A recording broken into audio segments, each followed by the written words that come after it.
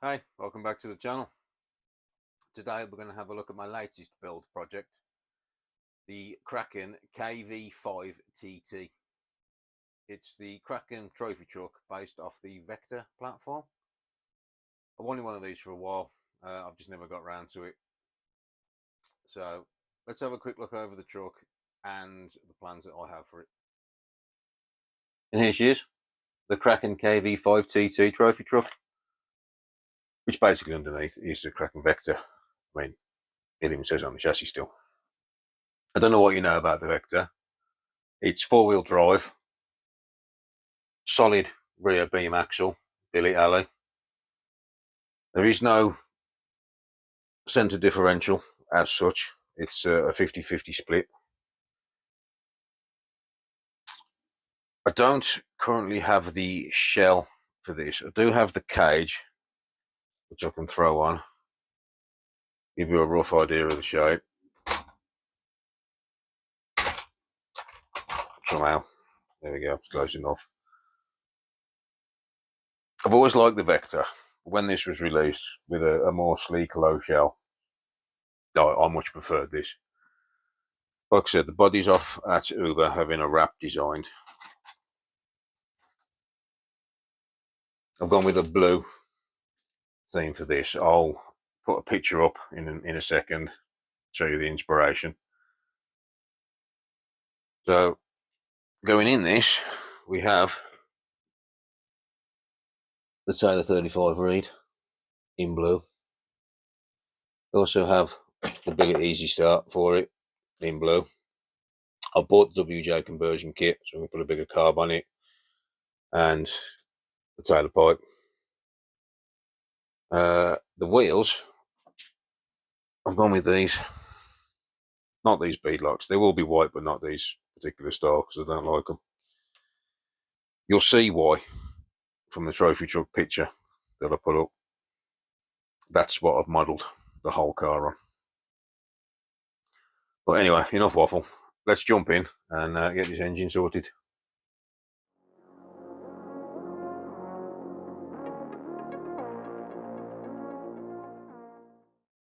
So, in the box with the engine comes the clutch mount isolator for a carb and a clutch.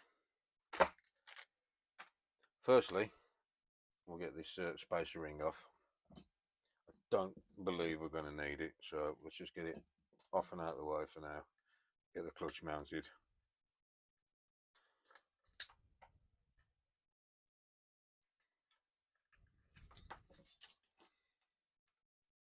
Yeah, an extra spacer ring. Yeah, with all 35s. I think they're for the 5T. I'm not sure, to be honest. I've never used one. I've got them lying around everywhere. In fact, there's a silver one. Let's just put that to the side. Clutch mount. There's no specific way to put this on.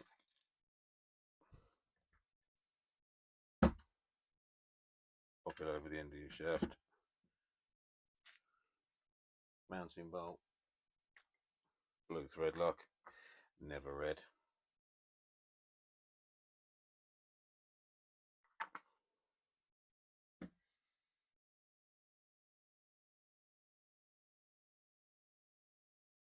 That's more than enough. Drop that in the end. I'm going to do this up with my impact driver because it's easier than trying to hold it and tighten it all by hand.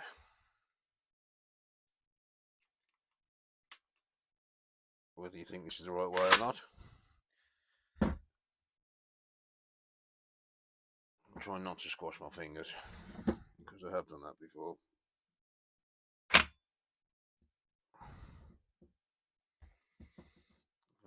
Let's put that in there.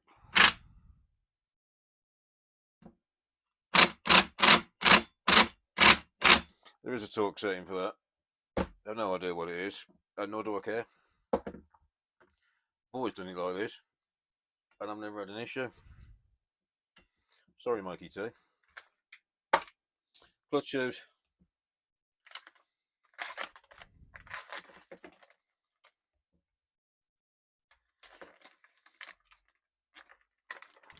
In the pack you get the clutch shoes and spring already assembled, which is nice because they can be a pain in the arse. Your 2 mount bolts, 2 flat washers which go at the back, and then you get your 2 sort of concave washers, spring washers, which go on the bolts first.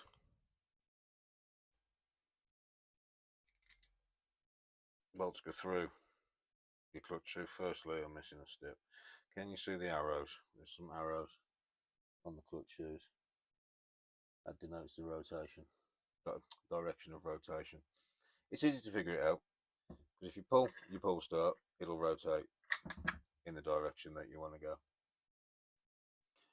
I'm sure you all know that. Some of you may not, but there you go. Again, very small amount of thread lock.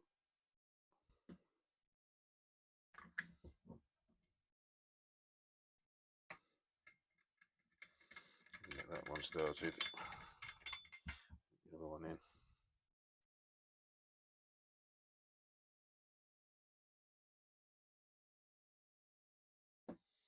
Thread lock everywhere now.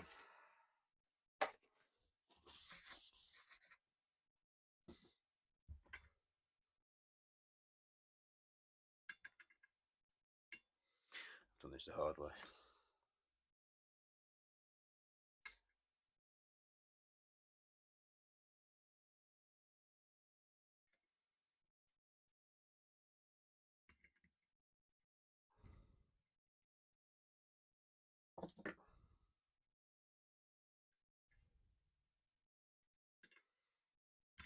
So,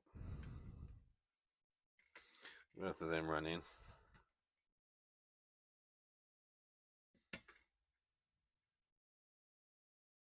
Once again, I'm going to use my impact driver for the same reason.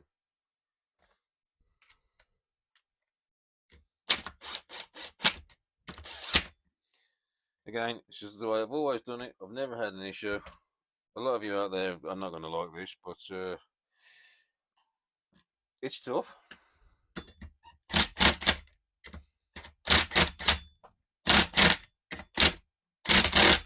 It's more than enough. So there's our clutch.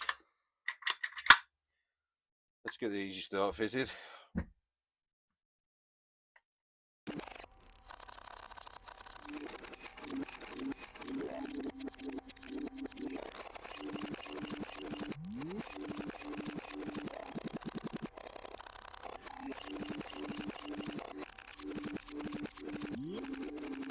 Right, there we go. Easy start. Everything you need comes out your packed. All the brackets for the flywheel. Right, let's get everything out.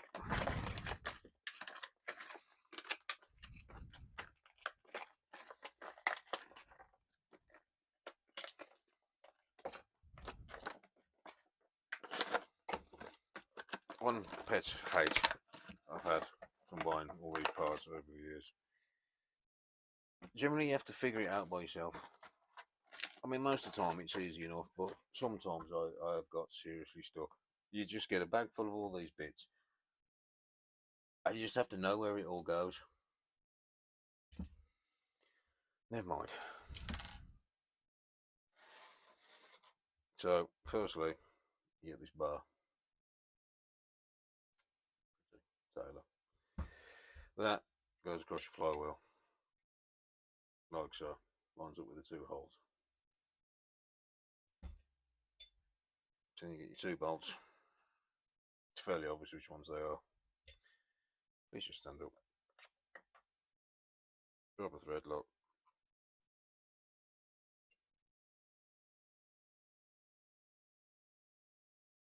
That one started.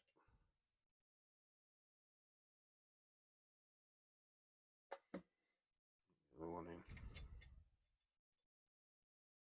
And you already know what's coming. A lot of you purists are going to hate this and think I'm an absolute animal.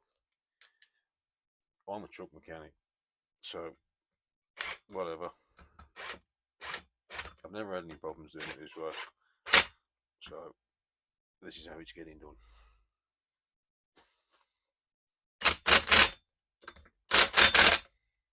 There we go. That is now your mount plate for this, which is the dog. I've heard them called many things. Currently the correct name is eluding me, but one of them.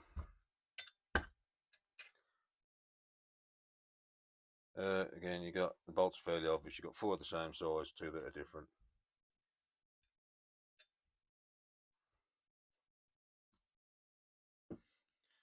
I will think of the correct name for this. It's on the tip of my tongue. It's driving me mad. Where? Pull, something like that. Pull. That's the one. That's that bit. I knew I'd get there in the end. Oh, I picked up one of the wrong bolts. I'm making an awesome job of this. Maybe I should just stick to drinking beer. I'm good at that.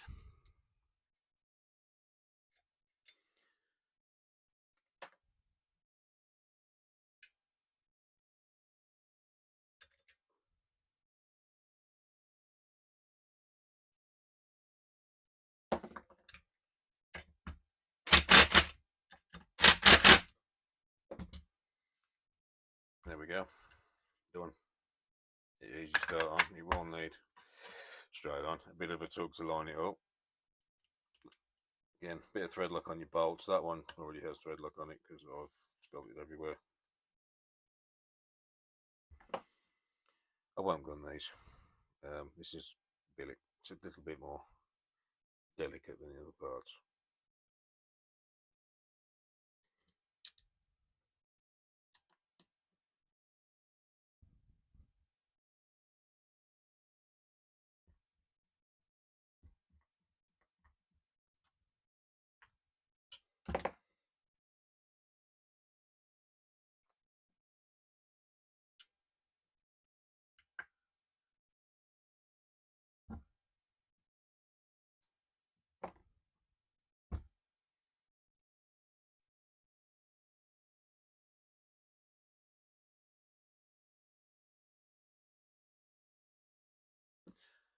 It's all or nothing with this bloody thread lock today. Oh, get all these nipped up.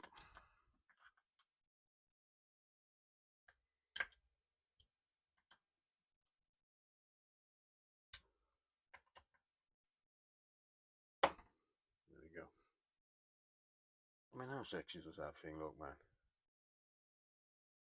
It's almost a shame to use it. I want to put it on the side and just look at it. Got enough of that weirdness. My next job is changing the reed case to accept the WJ. Again, comes in a nice little pack. However, it is black because I couldn't be bothered to wait for it to be anodized in blue.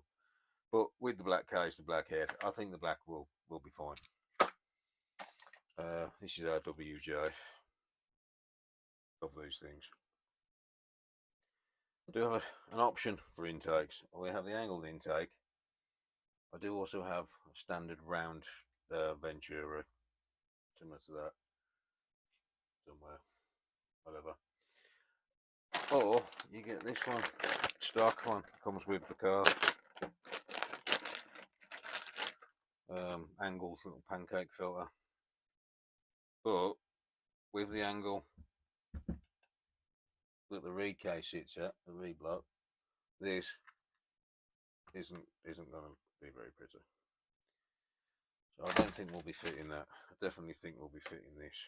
This will kick the filter over slightly, but I think it will fit in nicely. So we'll fit that with the WJ. First, we'll get this reed block changed, but before I change the reed block, I'm going to upgrade the petals to the bonehead carbon fibre petals. So let's do that first.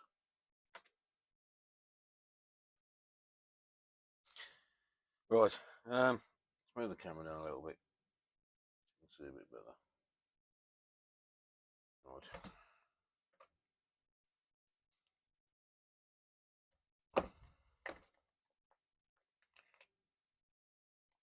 Oh, these are absolutely tiny.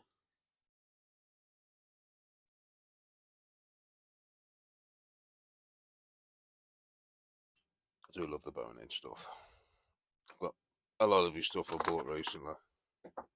It's such a high quality. Oh, he broke that. This is the first time I've ever done this. It looks fairly straightforward to me. 2 screws.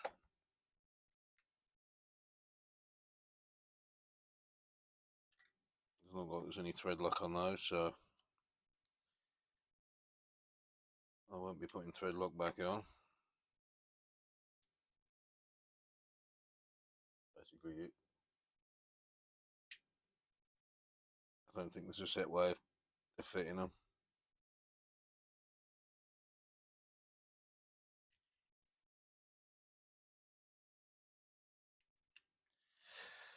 Ooh, I love little fiddly bits.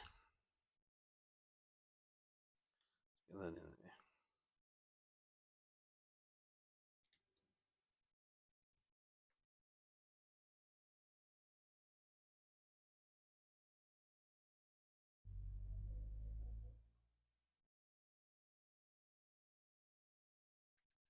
There we go. Get that one started. Get the second one in.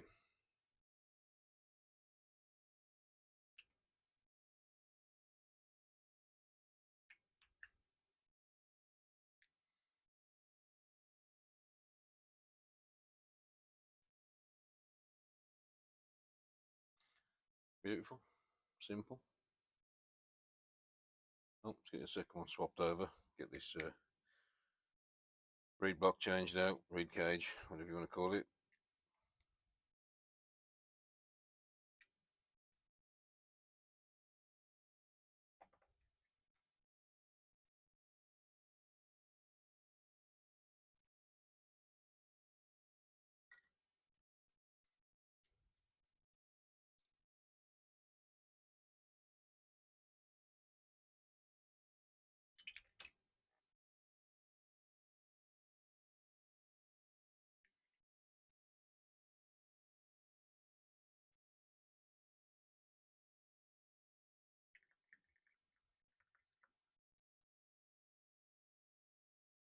No orchid dugger here. I do have some delicacy in there. A very small amount, but I do have some delicacy in there.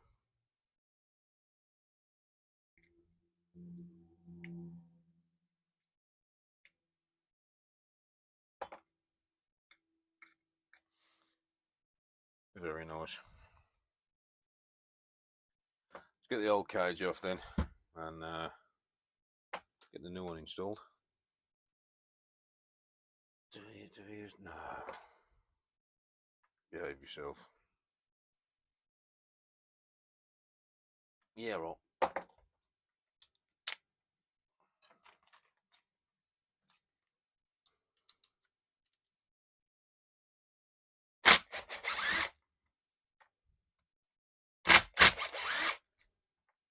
Those have definitely been thread locked.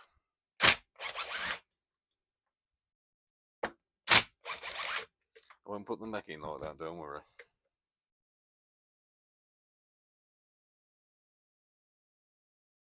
So they're blue petals, the originals are yellow.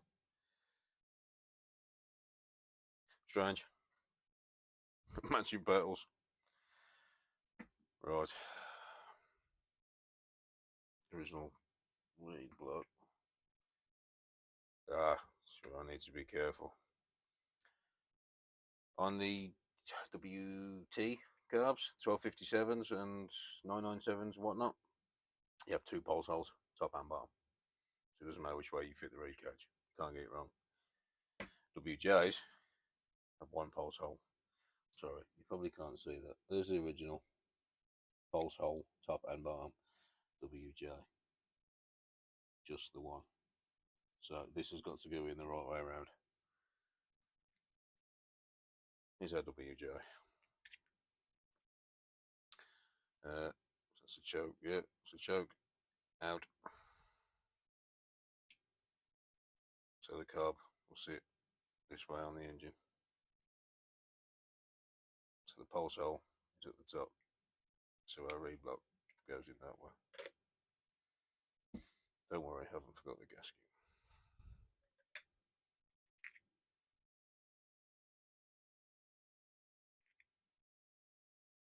Yeah, so that goes that way.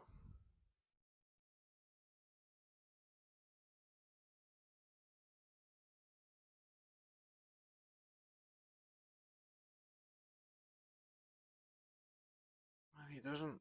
Maybe it goes that way. She's not going well, this isn't. I'll tell you what. I'll tell you what's missing from this picture. I'm sure you all know me well enough by now.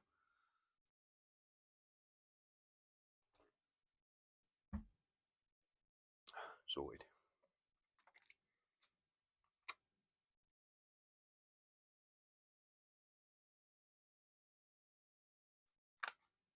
Probably a little bit too generous there with the thread lock.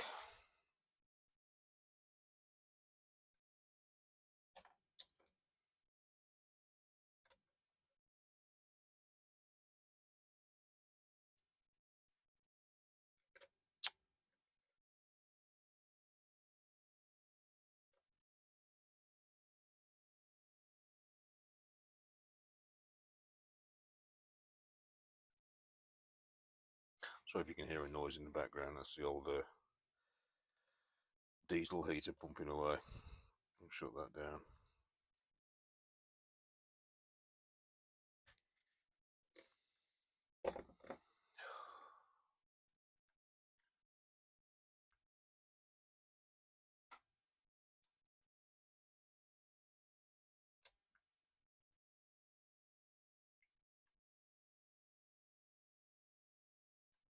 Yeah. There's our WJ reblock fitted. Carb. I've decided that we are going with this for now. Since to check the bolt sizes. I think this came off a 35 reed originally, so this should fit perfectly. I'm missing something here. There we go.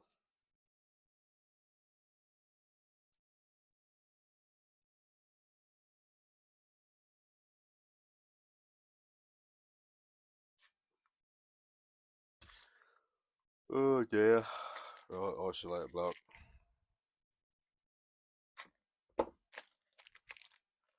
Complete with gaskets.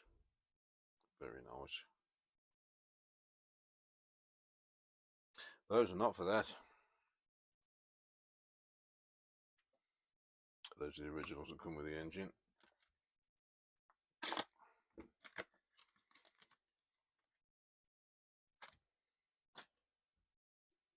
Again, gasket. There's one hole. So make sure you get them the right way up. As does the isolator block, obviously.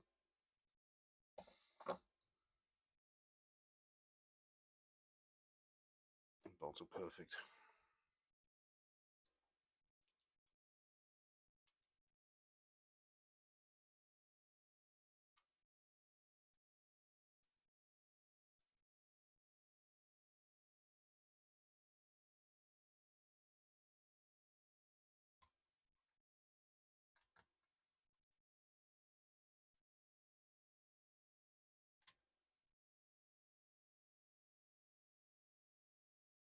Just nip that up, we don't need to go mad.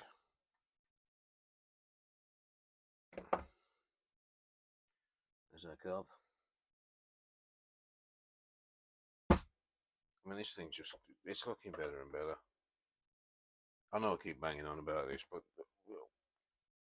that's the thing of beauty.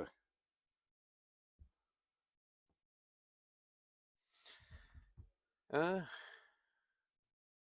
think she's done.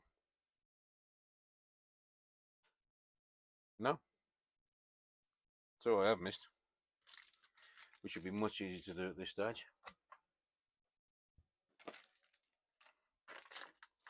Kill switch by Taylor RC, of course. So the case has got to come off, and we'll get this installed. Let's get this case off, which I probably should have done much earlier on, but doesn't matter as long as the engine's not in. Doesn't really affect what I did to the pull start because it's a separate part.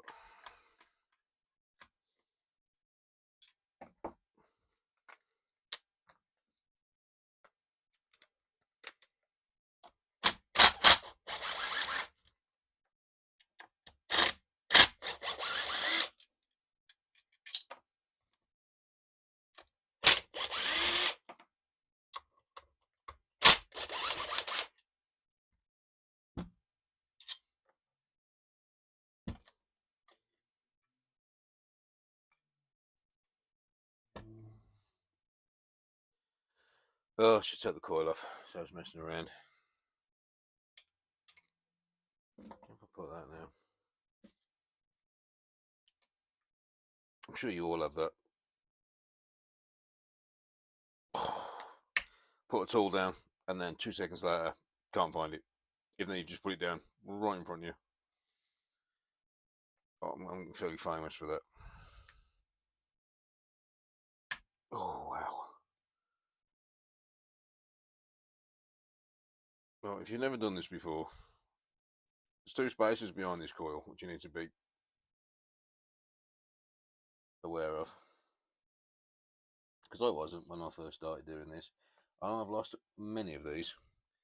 I've even done it when I know they're there in the middle of a field, in a rush, took a coil off, done, see you later, thank you very much, do not pass go. So, get that out of the way. Kill switch. I know all these bags have got little opening things on the top, but I don't like them. They're doing my head in. It's easy to just stab it. I'll save that piece for later. And that, which is all I'm interested in all right now.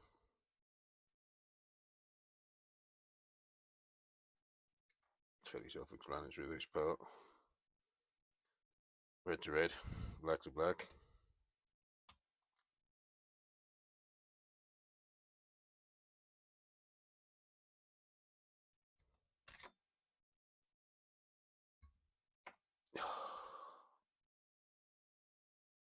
Stab myself in the hand.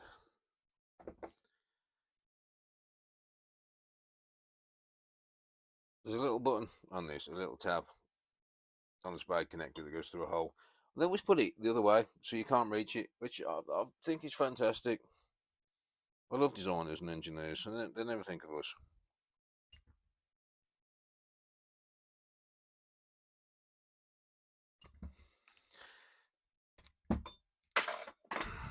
Right. Red on the red.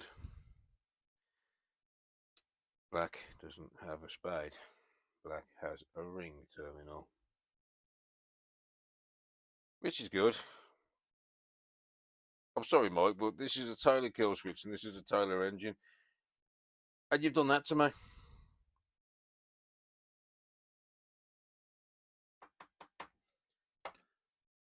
I guess we're going to get a ring terminal then, shall we?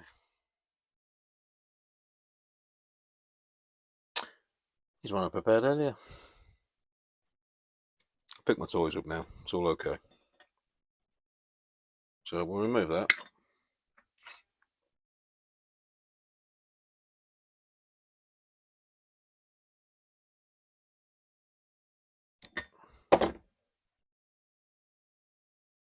Wash strippers would be ideal. Can't find them, so that'll do.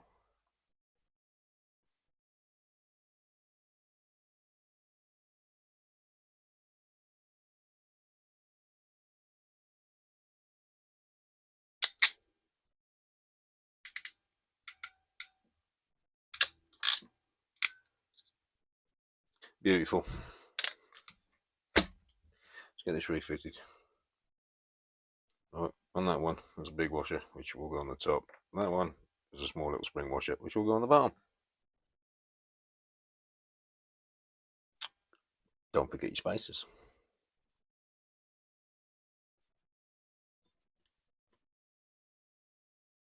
Let's just get these loosely nipped up. Put it back to front already. In fact, I'm just going to put the earth on that one.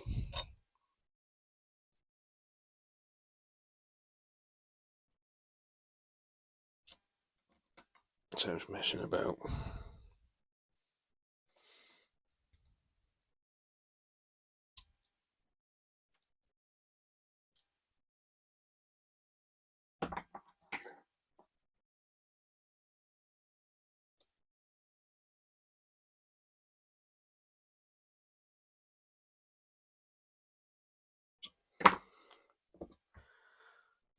Oh.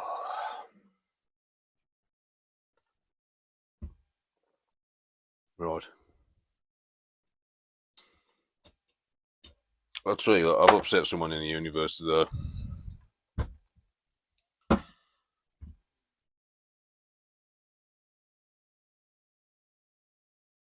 I've never struggled so much in my life.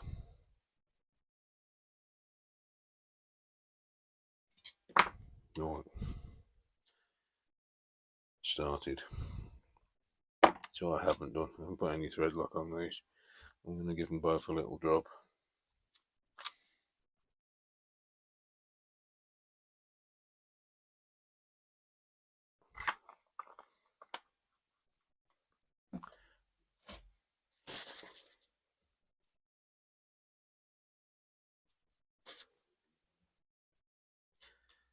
Get them nipped. There is an air gap between this coil and this flywheel. I mean, you can do it with a piece of card or whatnot. Or, get on there. What's that gone towards? Yeah, that's right. It was stuck. You can't go on the Taylor website or any other website of your choosing, as long as they sell RC parts, and buy one of these. This little piece of metal is the best little piece of metal I've ever purchased. It is the Zenoa air gap setter. You can use feeler gauges. The correct setting is on the Taylor website. I can't remember what it is off the top of my head. It doesn't say on that. See what we can do there. We can get the verniers out and get all technical. Just 0. That's just 0.29.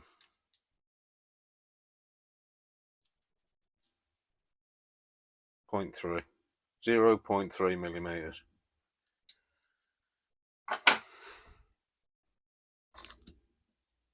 So get the magnets lined up, get your gauge in.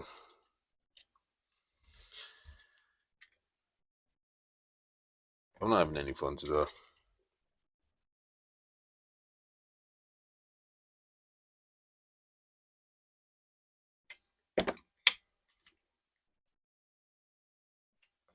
There we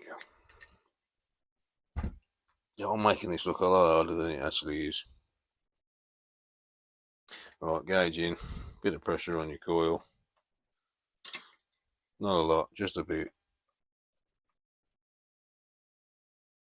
Nip it up.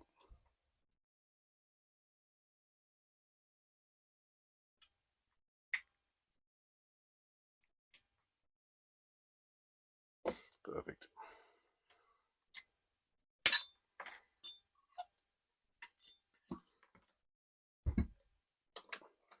That's it. Get our covers back on.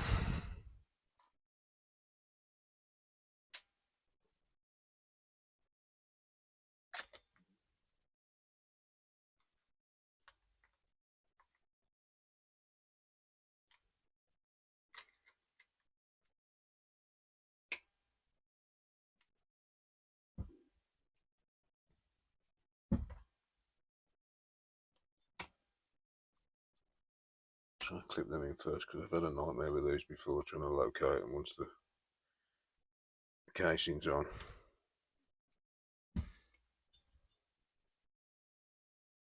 Worry about that after. That's all sorted. Casing.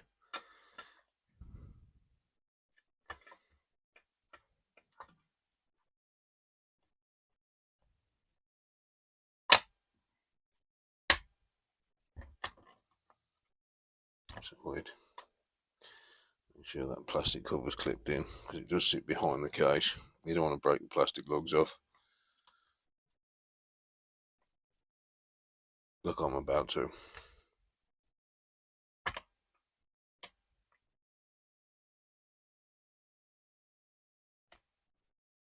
Why won't that sit where it's supposed to be?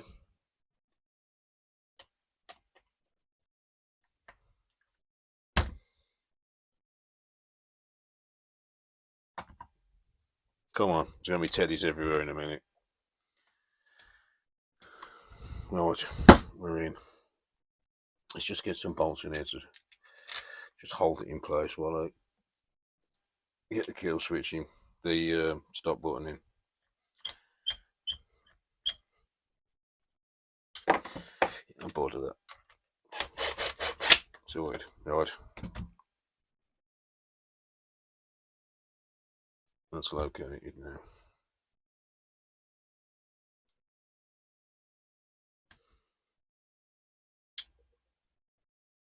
The kill switches, but they sort of want to sit that way. There's two little tabs either side here from to clip in, and they seem to always want to sit that way with a tab either side. I don't like putting them in that way. I like them to go in that way so they sit nice and tight against the casing, because the casing's metal, that's plastic. I've always found they stay in better if you can get them to sit this way in. Something missing off that. Little red cover. So, now I can't get it back out.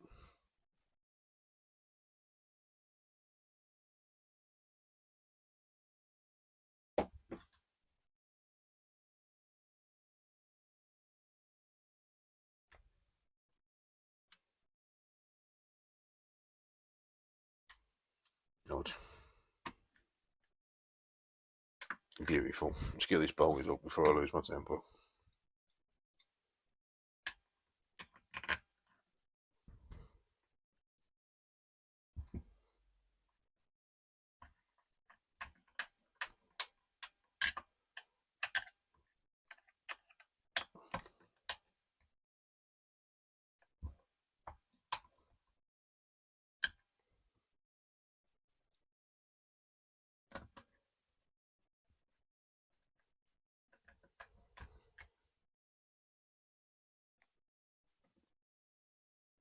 I'm going to drop a little bit of thread lock on these.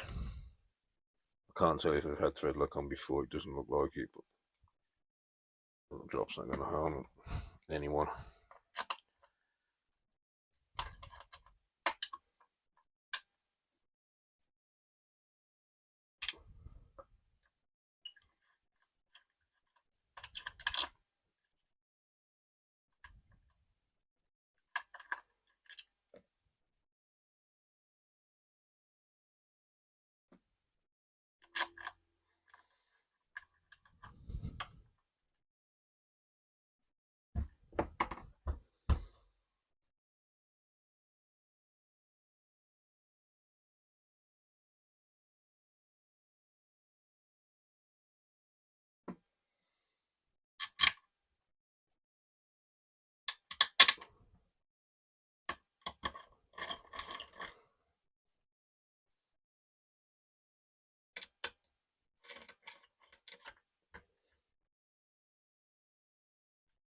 Beautiful. Our engine is now complete. Ready to go into the car. So, next. Well, before we do get the engine point in the car, I would first like to take this opportunity to apologise to Taylor RC for my little paddy from the kill switch. After cleaning up, picking up all my toys, I noticed in the bottom of the bag is the ring terminal that I required. It is provided. So, sorry, Mike, and everyone at Taylor. My bad. Well, let's get this engine in. Alright, setup ready. Get this engine mounted in. First, I'm going to have to identify some mounting bolts. Three mounting bolts. No other sort of bracing on it. Bolted to the chassis like normal, only at the rear though, not at the front. And then 3 mount bolts at the front. Firstly, let's see how deep these holes are. Get the vernier out. Use the back of the vernier. See how deep these are. About 18.6 millimeters. Here we have that's 27 plus the 18. I reckon some M6x40s would be absolutely perfect for that. We got here 1, 2, 3. Beautiful. Well, let's get this dropped in. I'm going to loop that wire underneath because I need it to be on it, or do I want to do that because of the drive shaft?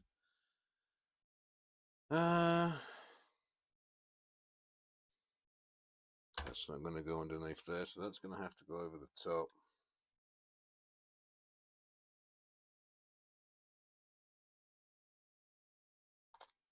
Oh, kill switch wires going up and over.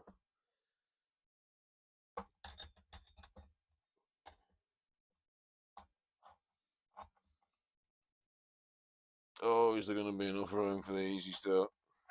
Oh, look at that. Just, literally just.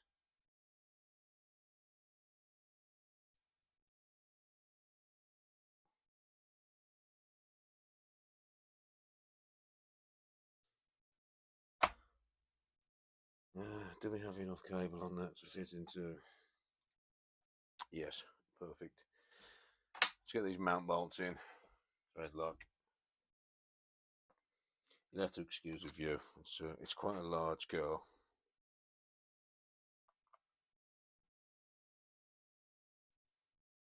You know, I'm probably going to be better off taking the fuel tank out of this. Let's just get that removed. Just get that out of the way.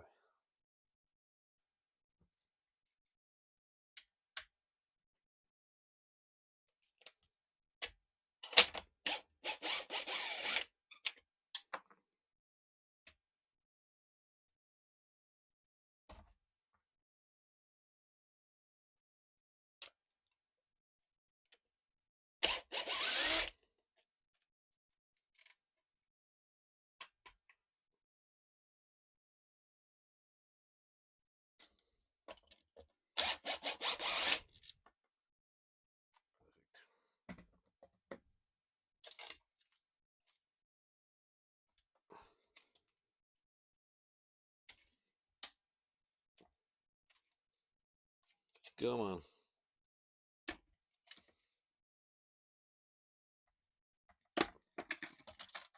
No. There's that other bolt there. 3 bolts, 2 washers. It doesn't seem right there.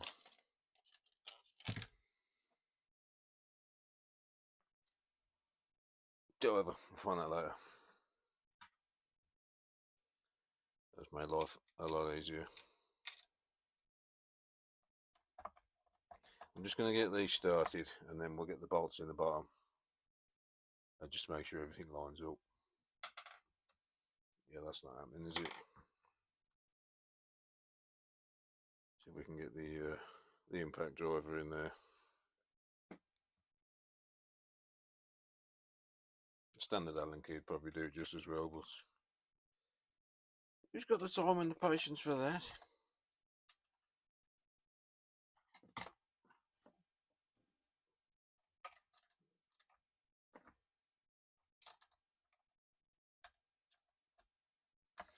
This might be a good opportunity to show you the gearing on the Vector, also fuel tanks out of the way. It's not like a normal setup, nothing I've ever seen anyway. Let me just get this ripped up a little bit, if I can. I'll tell you, this back end's got some serious weight to it. I'm only going to nip these for now. As I said, I want to get the bottom bolts in, bottom mount bolts in. Oh, I'm not going to be able to get to them. No, I'm going to need an extension, so we'll come back to that. Just nip them up by hand for now.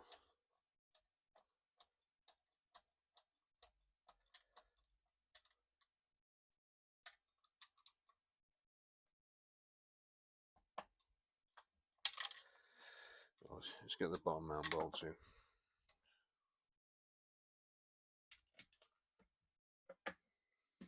What do we require? Are they countersunk?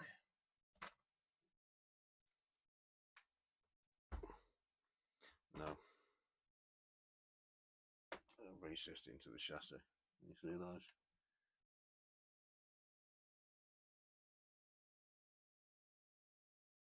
Yeah, just the camera. There you go.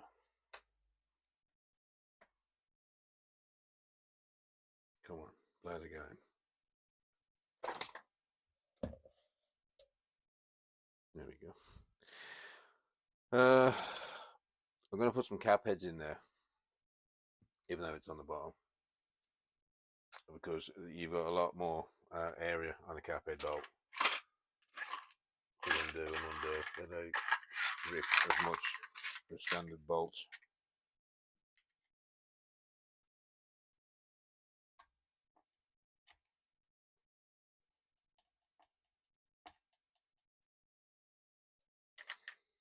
That's a cap head bolt. This is what I call a cap head bolt. I'm sure many other people do. I'm going to need a washer on that.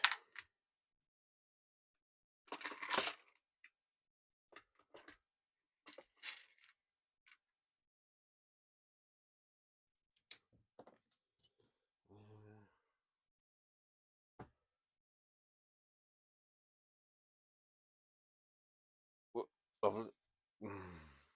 Do you remember what I said earlier about like putting tools down and then 30 seconds later you can't find them? I swear to God, if my nuts wasn't in the bag, I'd lose those too.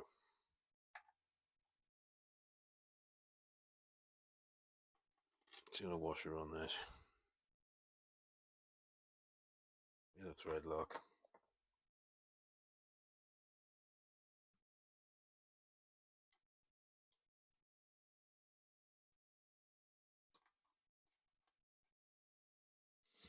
Second one.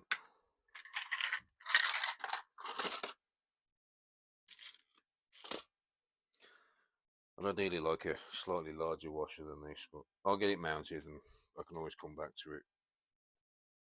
Might have some bigger ones lying around somewhere, but for now, these will do.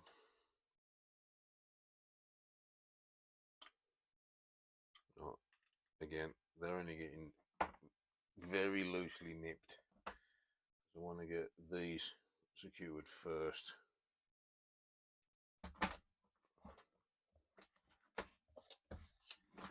Oh. Let's get you repositioned.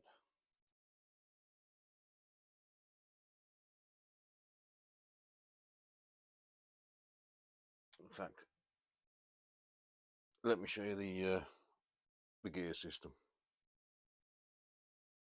Right, the gearing, as I said, it's not like standard gearing that you're used to. This is your pinion, which drives that gear there, which is attached to a shaft that drives that gear also, and then it drives your spur. It's not a traditional diff. There's a shaft, it's hard to see, there we go, there's a shaft that runs straight through, drives your rear drive shaft and your front drive shaft. It's 50-50 split, there's no differential. Right, let's get back to mounting the engine. Now, as I said before, The engine is mounted by these 3 bolts. There's one down there at the bottom. So let's get them ran up. I'm going to need an extension for this. Bear with me. Right, extension located. So let's get these ran up, and then we'll nip the bottoms up.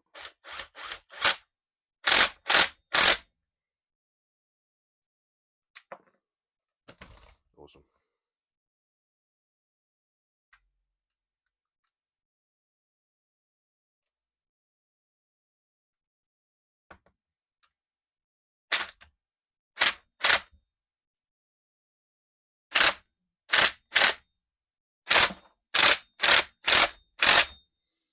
Something is not right there. But I'm struggling to do this on camera with the location of this, so let me get it nipped up and I'll come back. No, I've got all the engine mounted up. I found some old Fonzie washers for a lossy, and I've used those to mount the underneath. They fit perfectly. I now feel much better about it. They're a lot more secure. So we'll get the fuel tank drop back in, get the kill switch wired up, and then we'll get the pipe on, get some fuel lines on,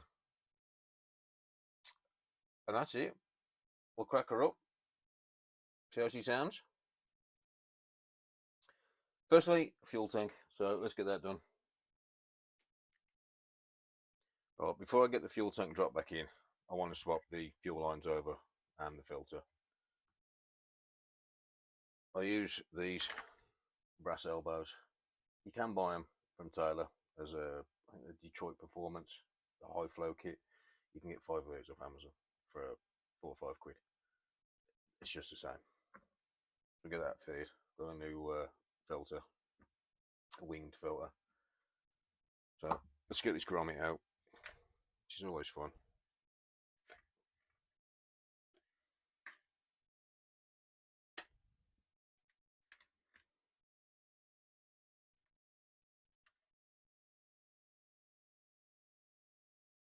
I mean, you can use a screwdriver to help you pry it out, but I don't want to risk splitting or piercing the rubber.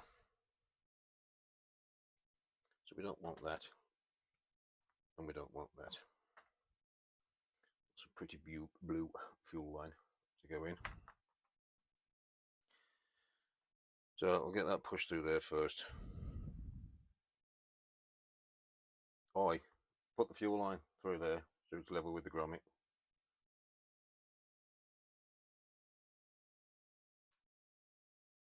Like so. Then I'll get my elbow and push it into there.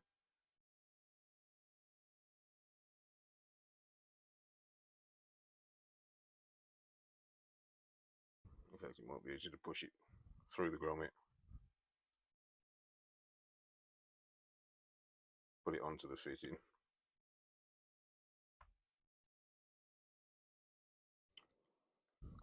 With a hook tar.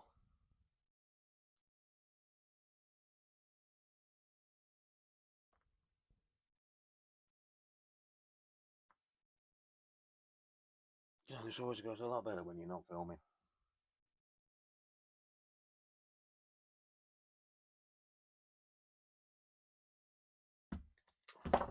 Right.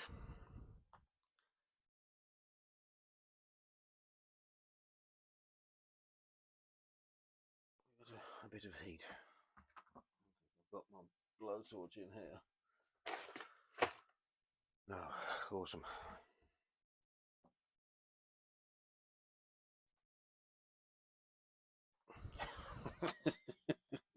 Oh, come on. Right, it's on.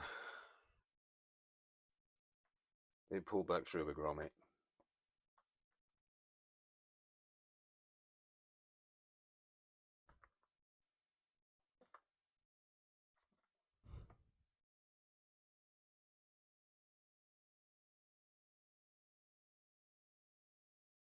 Sorted.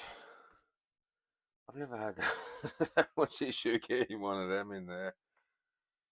Oh, and I've done it upside down. Oh. That's easy to sort. To pull it back off.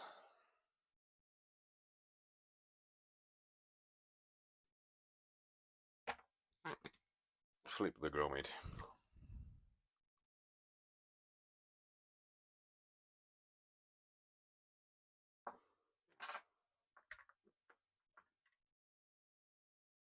No, problem solved. That's how it should look. That just stops the fuel line from getting pinched by the grommet. I'm going to put a clip, little spring clip over the end just to hold it in place. I mean, it's probably not going anywhere anyway, as you saw. It's fairly tight. That's a complete waste of time. That's a 7mm. It should be a 6mm. I've ran out, but I thought that might do the job. Apparently not. I have one 6mm left, which I'm going to use for the filter, because I do have a tendency to just to fall off the bottom.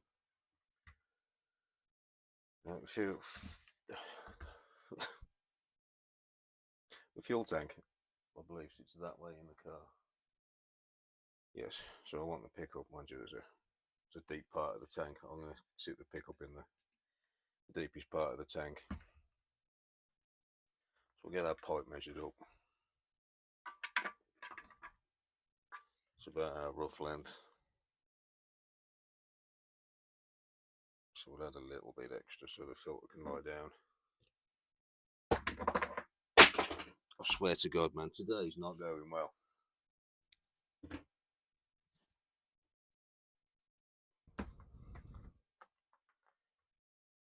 Get our little clip on.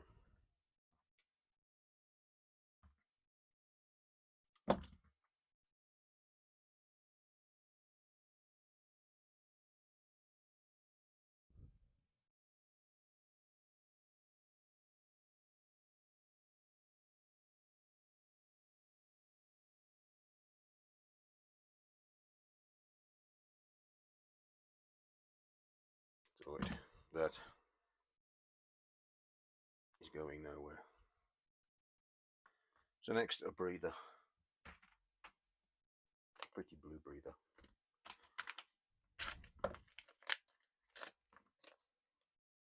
These, I don't want them too far into the tank, so I always chop a bit off. And I always cut them at an angle, because it makes pulling them through the grommet a hell of a lot easier.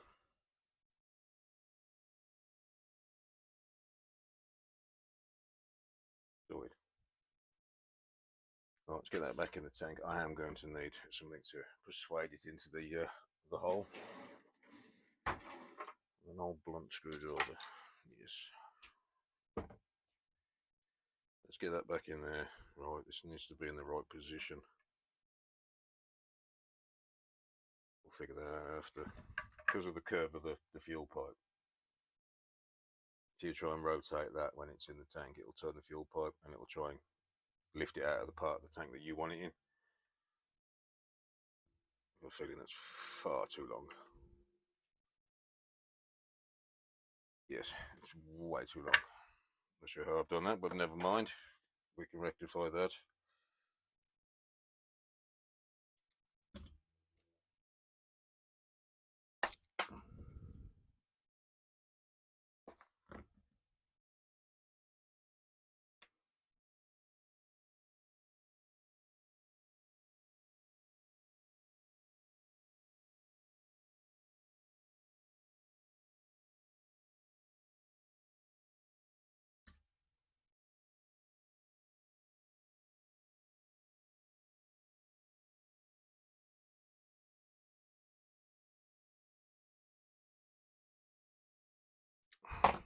Right, try again.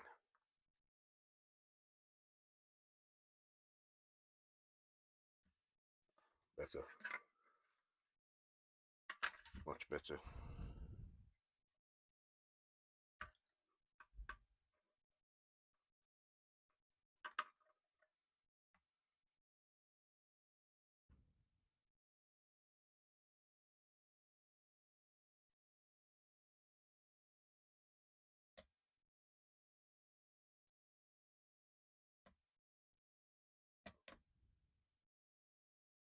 Try not to apply too much pressure with the screwdriver because you will damage the rubber. Tight.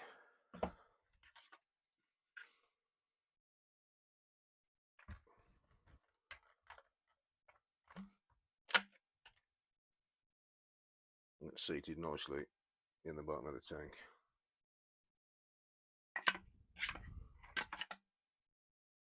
I don't know if you're going to be able to see in there. That's sitting right in the corner of the tank. Beautiful.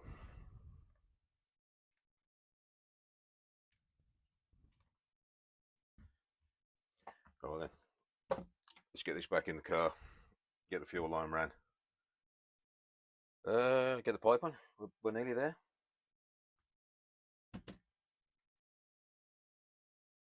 No, so the tank put back in. Can't remember how I took this out now.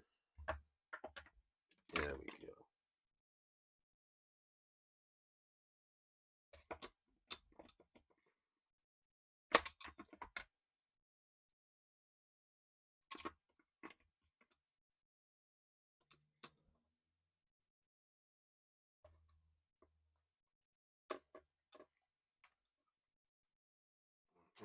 The rear one.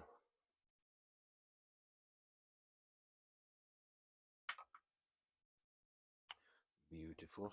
Get it bolted back up.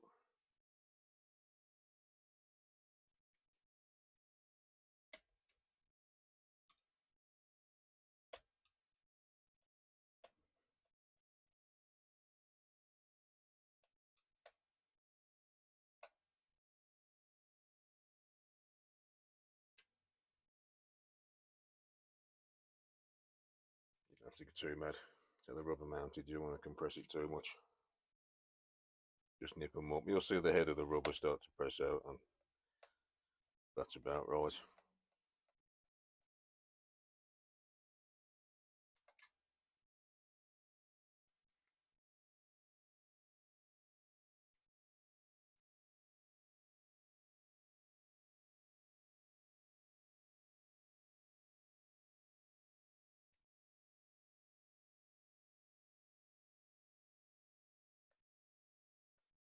Done.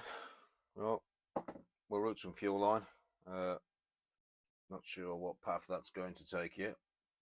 We'll figure that out, and it's going to be awkward with the throttle linkage, kill switch wire. Anyway, let's get this fuel line around. You should be able to see what I mean now. There's my kill switch cable. That there is a throttle linkage. So I'll have to try and keep that out of the way. Unless there's a path around the front I can take, but then you've got the steering linkage. We'll figure that out in a minute. Let's get the fuel line around. So we'll get it on the tank first.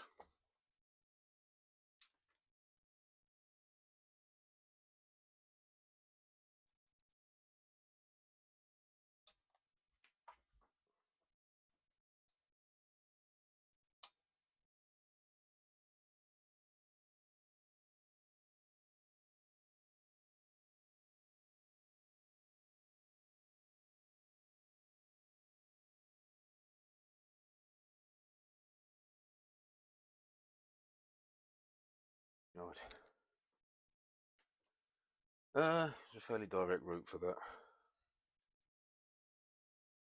Do I want to go underneath?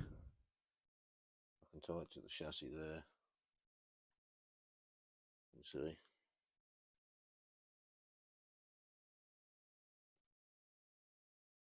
And then up to the bottom of the curb.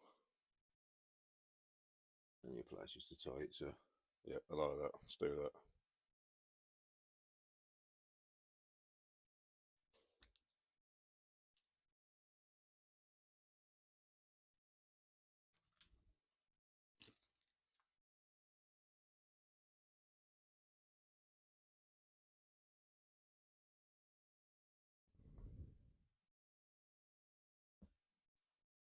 Done. Let's get some zip ties for that, get it secured to the chassis.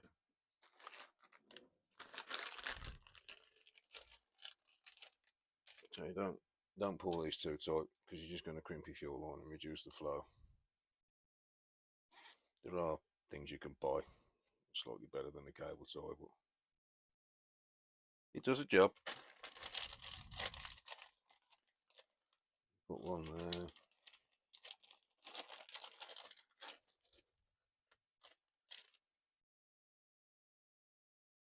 Yeah, maybe one there. That's plenty.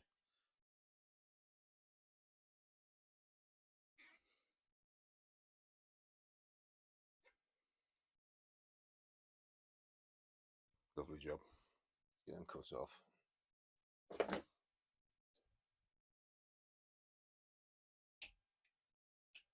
There we go. Fuel line ran. Put the filter on shortly. Let's do something with this kill switch wire first. Right, the kill switch wire. I've looked at a few options, and I think the best way is going to be from around the carb here and onto this bar that's there. I don't know if you can see it or not. My concern was the throttle linkage, which runs directly underneath it. But I think if I tie it there, it's high enough to stay out of the way. We'll just have to keep our eye on it. So let's get it tied into place.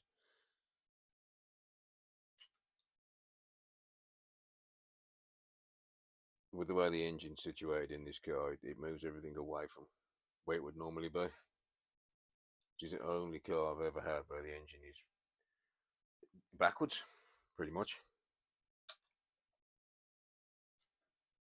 I mean, it's a nice idea because the airflow coming from the front of the car will be going straight into the fan and cooling across the top of the engine.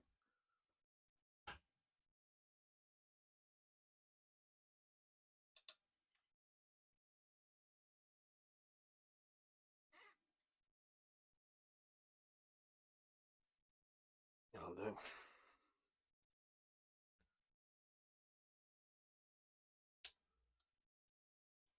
Get that ran into the box.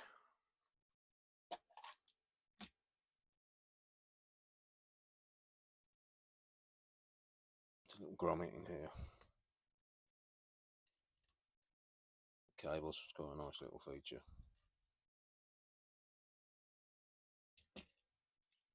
This is going to be ever so slightly awkward. I don't have a lot of cabling left, and there's a servo in the way. That really needs to go underneath there, through and then in, but I don't think I've got the wire for it. No, I don't. Oh, I need a little bit more. Can you see that? Can we borrow any more from here?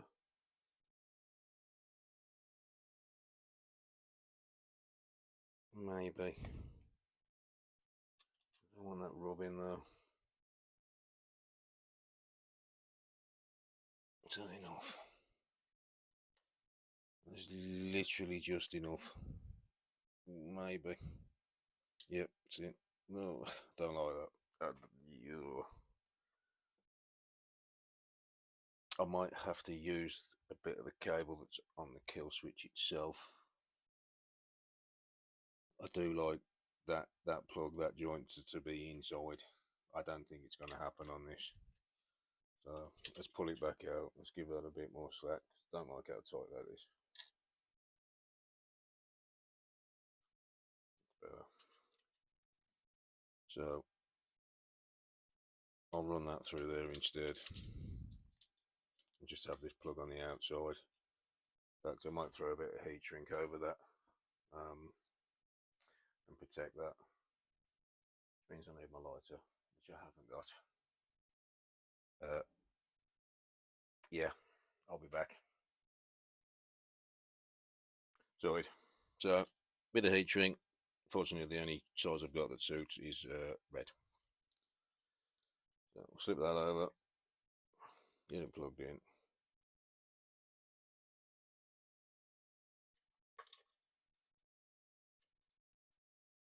Heat shrink pulled over.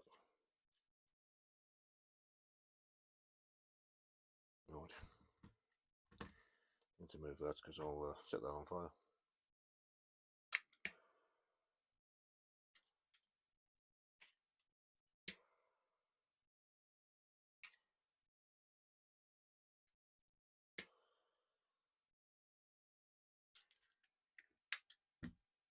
Oh, there, happy with that.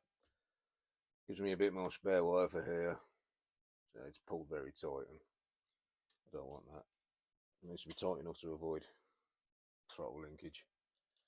So let's get that tucked in there. Yeah, I can get that tied down there. That's nice. That's out of the way. Well, there's no other wires we've got to fit into here now. So we'll get the grommet put back in.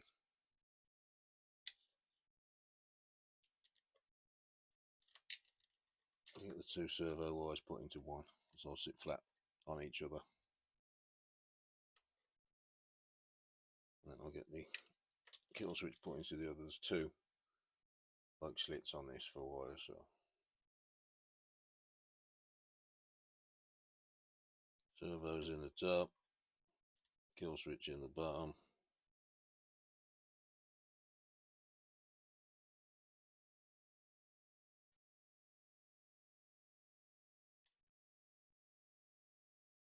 Tuck back in there, come on, play the game. Brilliant, there we go. Sorted. Can you see that? There. Nicely tucked in. Fairly waterproof. There's a recess in the cover that sort of suits, butts up to it.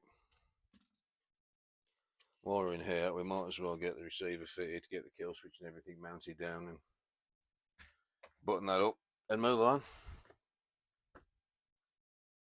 So I'm not going to bother filming this. Give me 10 minutes, I'll be back. Right, everything's in now. Kill switch, receiver, all the wiring's been buttoned up, LED fitted. Give you a closer view. Kill switches at the back, receivers at the side. All nicely tied up to receive the battery. Batteries I use for all of my Krakens is the Gens Ace, available from Mike Taylor. To secure all of my stuff, I use this. It's number plate Velcro tape. Well, it's really strong, it's really sticker, and I use it to attach everything. Right then, let's get this pipe banged on and then fire her up. Got the pipe, we'll get the header mounted up first and then figure out the rest as we go. We've got silicone pipe, mounting bracket, a couple of springs, bolts for the manifold, gasket, two compression washers. Let's get the actual pipe out of the way for now, we don't need that. So yeah, I assume that's going to be fitted that way, and then the pipe will go up and over. So let's get this mounted.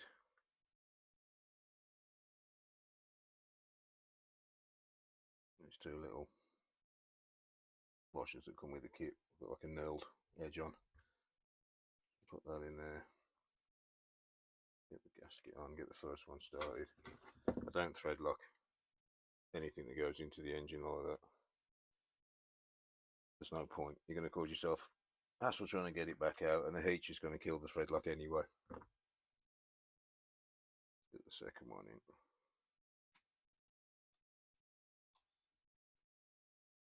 Sorry, my arms are in the way.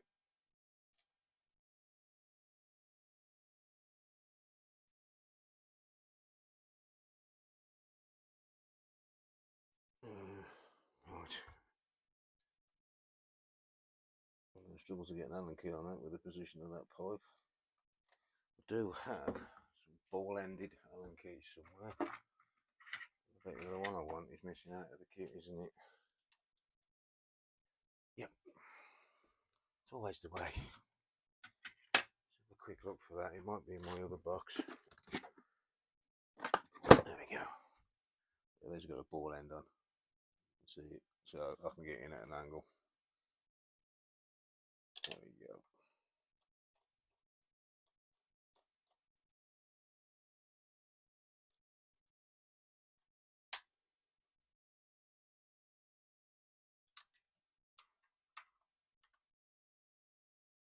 That's going to be interesting to nip up, that is, even with a standard Allen key.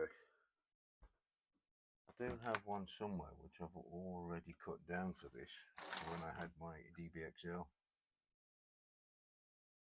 which of course I can't find. Might have to fabricate a new one. Got the right size, that's the right size. We'll modify that in a minute. Let's just get this side nipped up. Can I get in with that and get it tight enough?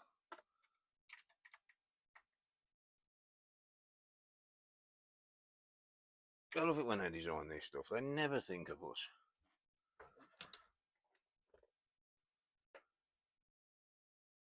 No, I'm going to have to modify one.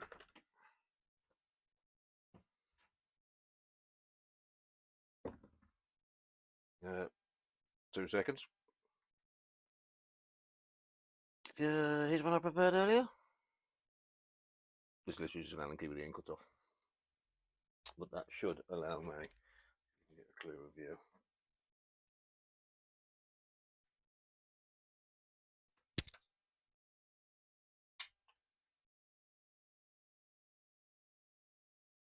I love it when a plan comes together.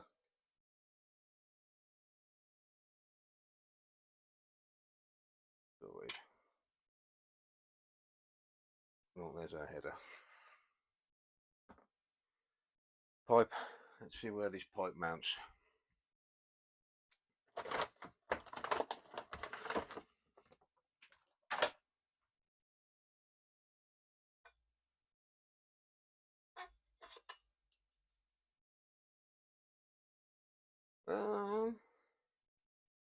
Something doesn't seem quite right here, does it?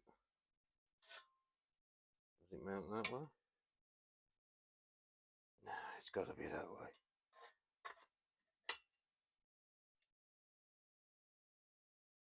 Oh, I wonder if that goes out the window. That bracket mounts there. Surely not.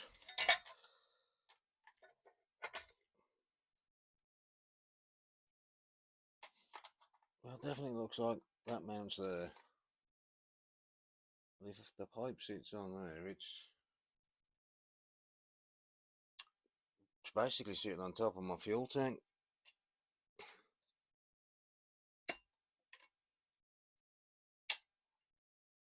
That's got to be it. I don't really like that, but it is what it is.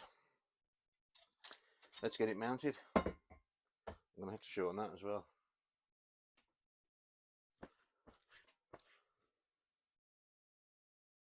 Oh, awesome. That rotates.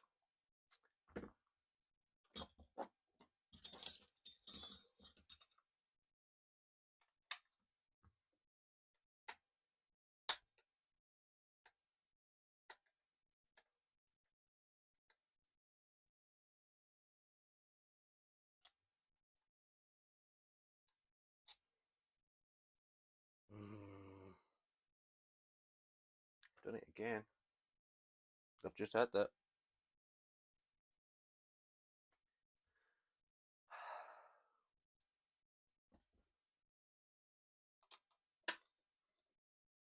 Fuel tank. It's a fuel tank now. That's going into plastic.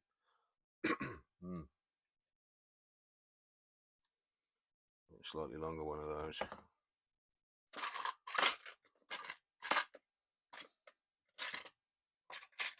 It's just going through the bracket. And I'll put a cap head on because I don't like these little domed head screws.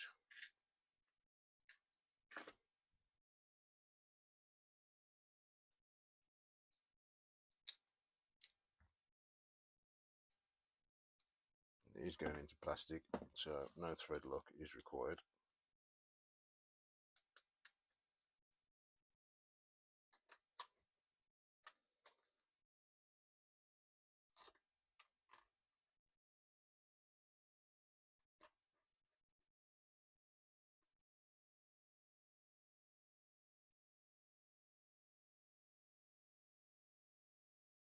Perfect length.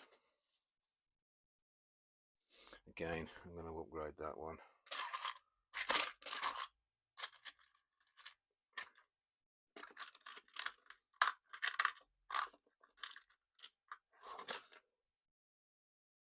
That one will do.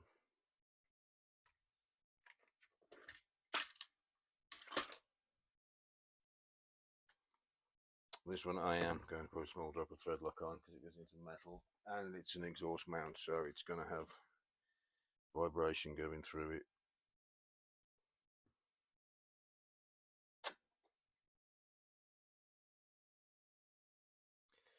Oh, I've picked up an M5, not an M6. Well done, Rob.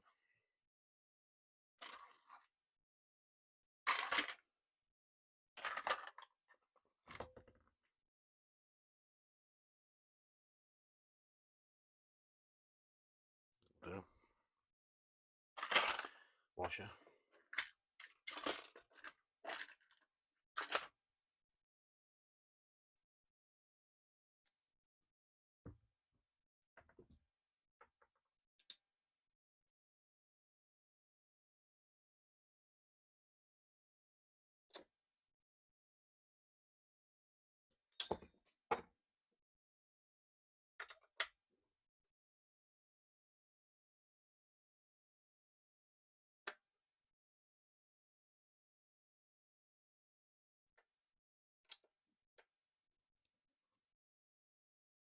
Sorted. Pick that one up now, that one's secure. Beautiful. Let's get the pipe mounted. We got the fun part of putting these springs on. I hate these things. I don't have the proper tool. I've been meaning to buy it for a long time. I've just never done it. So we'll get the silicone hose put on first. It's not going to last long, but we'll put it on anyway.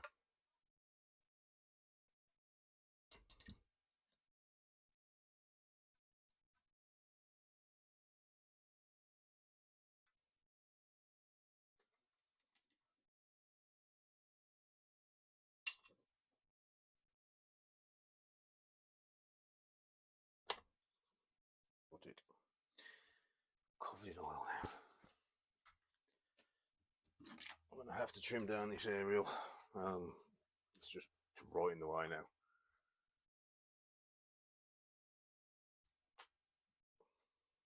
So I can really redirect it either. I don't want it melting. Let's get it chopped down. Unless I bend it somewhere else. Loop it back on itself maybe. Is there anything there I can put a tie on? Let's try it. I don't really want to cut it down.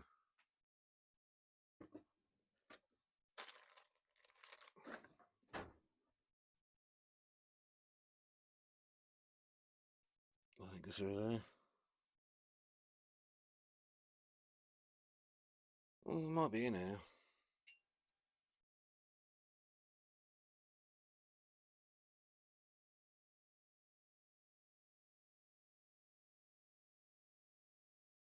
Tuck that down in there.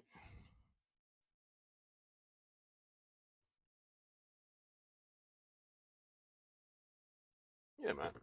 I like that. Let's bolt it up.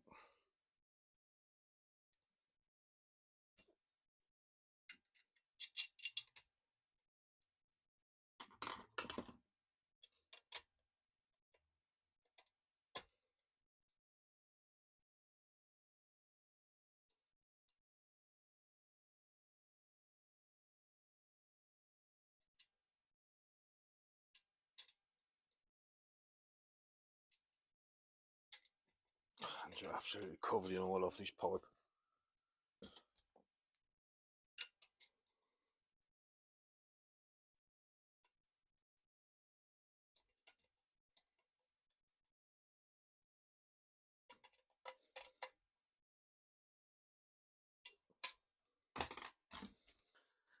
Yeah, I mean that's very close to there. But it is what it is. I've got to get these springs on. The top one's going to be easy enough, however the bottom one is going to be an absolute pain in the ass.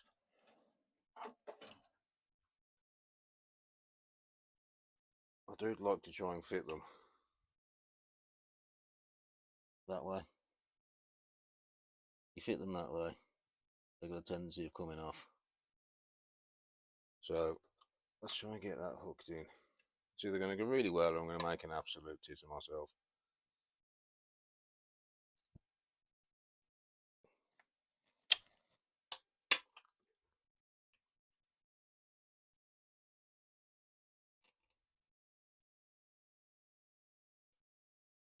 Oh, nearly.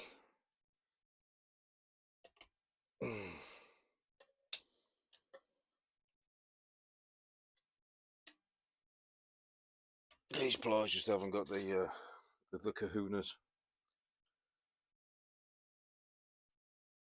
So I'll bring it up this way instead.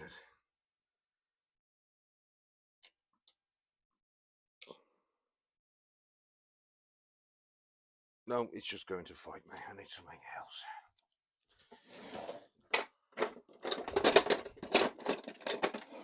Let's try a shorter pair.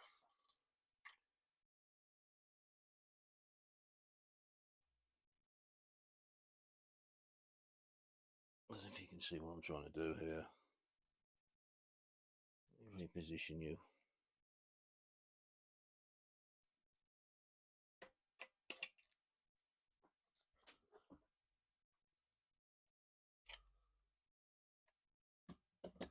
We'll get that spring through that hole,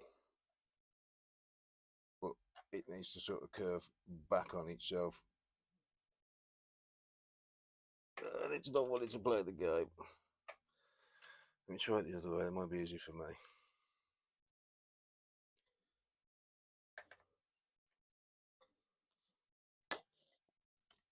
I mean, there's been a fight in the past, but I've never had this much of a fight.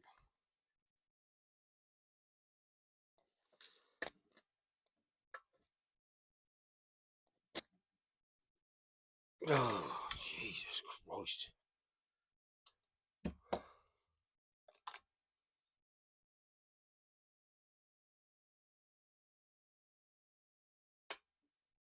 Oh, I'm going to do this off camera because we're going to be here for a while. No, it's on. Once I got off camera and got the car in the right position, it was fairly easy. As you can see, that's easy to hook in, but then you've got to try and bend the spring at sort of that kind of angle to get it through the hole. Bottom one was easy. I thought the bottom one was going to be difficult, but the bottom one was easy. So they're in. Pipe's now fitted. As you can see, it's very close there. I've had to move my fuel breather. Oh, I've just bent it to the side of the, come on, focus. Bent it to the side of the bar because it was sitting right on the tank. I might have to relocate that. I might put another piece of pipe on and bring it up and maybe mount it out of the way. I don't like where that is. It's not a bad looking pipe. What's going on with this camera? There you go. So I'm going to get a filter put on it. We'll get some fuel put in it. And then we'll get it fired up. Yeah, air filter. Filter choice. Ram air. 3-stage filter. Already handy in a bag. Get the top off. Spectacular. Bit of filter oil.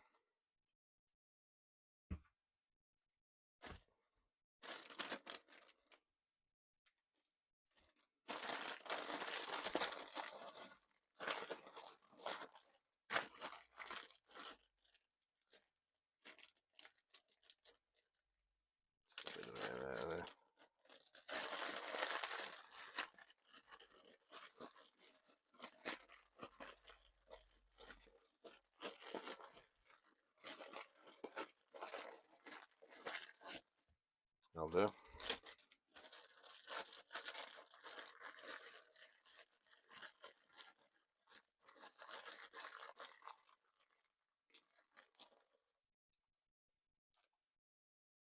Just slacken it off.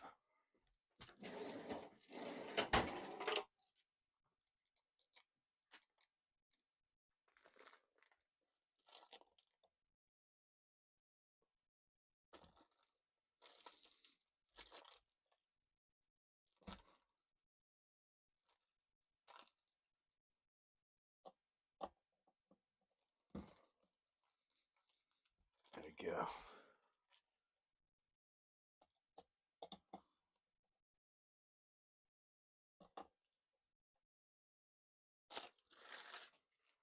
Lovely. And of course, outwears. Got to be done.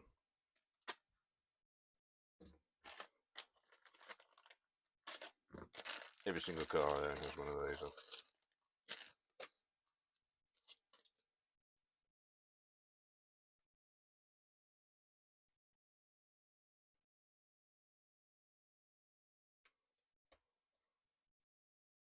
Can't beat it. Keeps the water out, keeps the dirt out. Just makes looking after your air filter a hell of a lot easier. I think we're there. Let's get some fuel in it. And let's make some noise. Alright, it's fueled up, ready to go. But before we crack it up, I see a lot of questions online about what people use, what two-stroke oil, etc., additives. I use Tetra Boost. You don't need a lot. I think it's about 45ml of boost to 5 litres of petrol. Two-stroke oil, as recommended by Mike Taylor. Motul 800. 200ml of oil in 5 litres of petrol. I mix 5 litres up at a time. So, yeah, there we go. Let's get the car fired. Right then, let's go for a first fire. I'm going to turn the kill switch off and I'm going to draw some fuel through. So, choke on. Give it a few pulls. Well, that was quick. Right, choke still on. Kill switch on.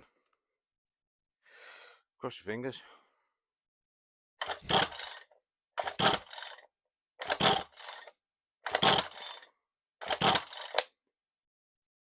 Choke come off.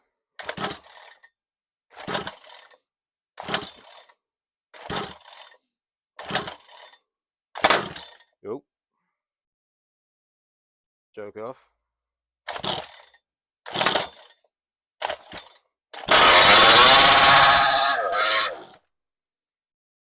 Need to turn that tick over down a tad.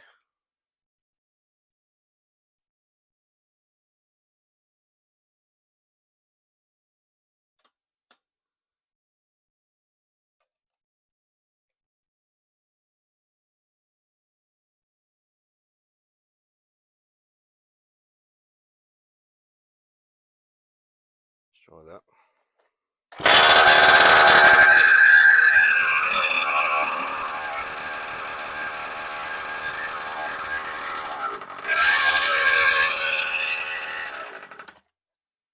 The end point needs slightly adjusting. Shouldn't be holding that off. 30 seconds.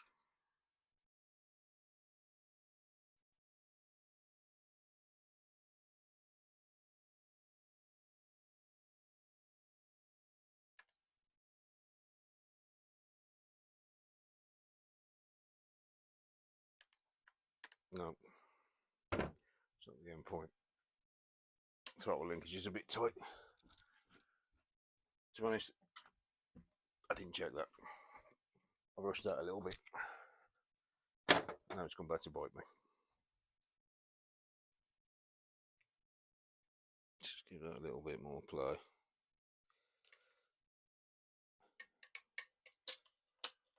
There we go.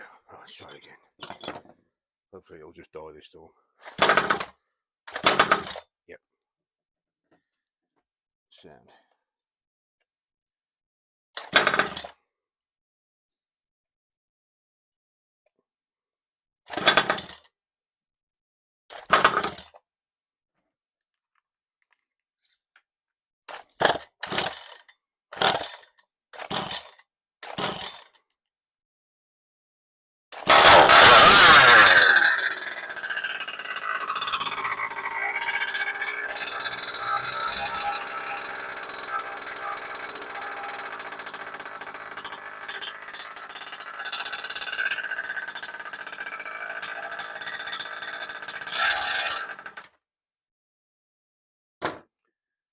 have to fiddle with that joint a little bit, linkage. Let's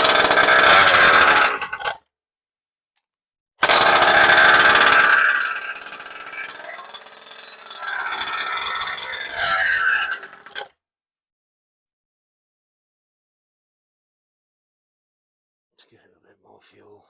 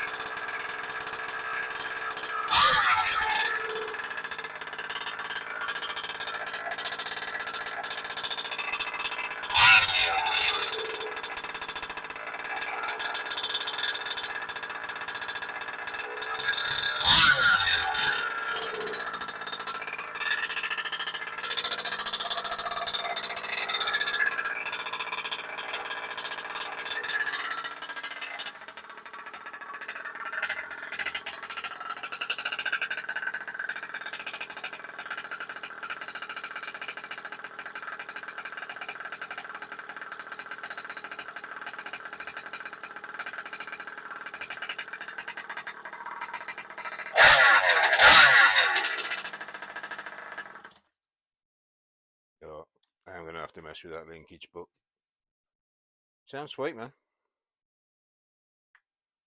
On to the next step. Right, the problem I'm having is this linkage. It's right at the very end. I can probably adjust it on the servo, but I'd rather just do it right. Because I fitted the WJ, it's a much longer carb than what's supposed to be on it. I'm going to have to make a new linkage. It's got a bit more length to it because it's slightly holding it off the stop. I mean, I could take the piece of rubber pipe off, but I do like a bit of cushioning. You know what I mean. Well, it's now time for my least favourite part of this hobby. Mountain tyres and beadlocks. I did originally have these. I bought these to go on. You've seen the picture of the inspiration truck. Blue wheels, white beadlocks. I don't like these. I don't like these little tabs that they've got because they don't line up with anything on the wheel. I think it looks a mess. So I bought these DDM. Just a basic flat beadlock, but the thickness of these things is absolutely crazy. A lot of strength in them, and they suit the look of the truck. So we'll get these banged on. Obviously this is going to be a fast forward moment because this is just as boring as hell.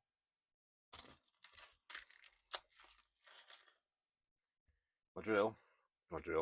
I put these in with an impact driver, as you're probably used to by now, but I will use my drill and I will set the torque setting on the drill to option 1, and I'll just run them in and then I'll nip them all up after with an Allen key. So it's not quite lined up.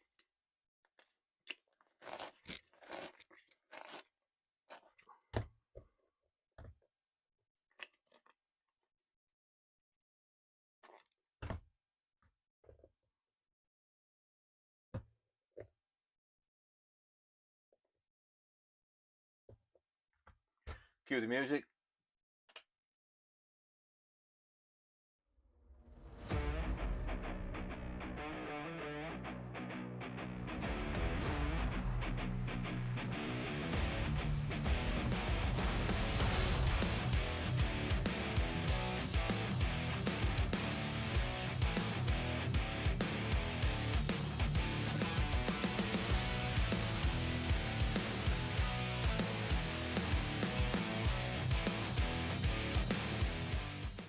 One down.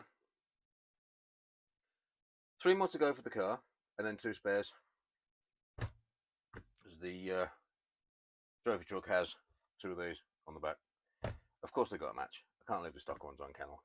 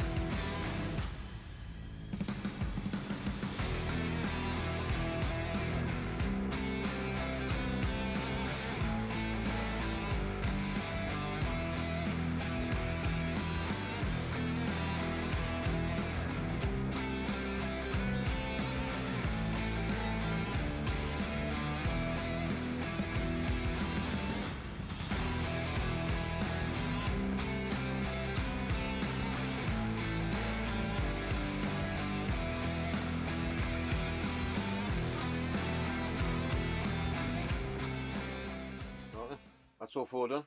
Let's get back on the car.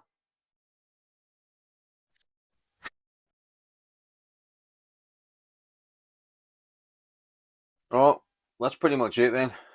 Engine's in, electrics are in, she's been ran up, wheels are on, and the shell has returned from Uber. I've already fitted the shell. It was nothing exciting, so I've just bolted it on. Let's have a look around the finished product. See what you think. And here she is. Mark from Uber has made an absolutely fantastic job of replicating the graphics of the truck that I sent him. They're absolutely spot on. I mean, he has added a few bits like the Kraken. But other than that, it's identical to what I sent him. I'm really happy with the overall look. Take it around the other side. So this is an absolutely massive truck. I'm struggling for space. Love it. Even got matching spare wheels.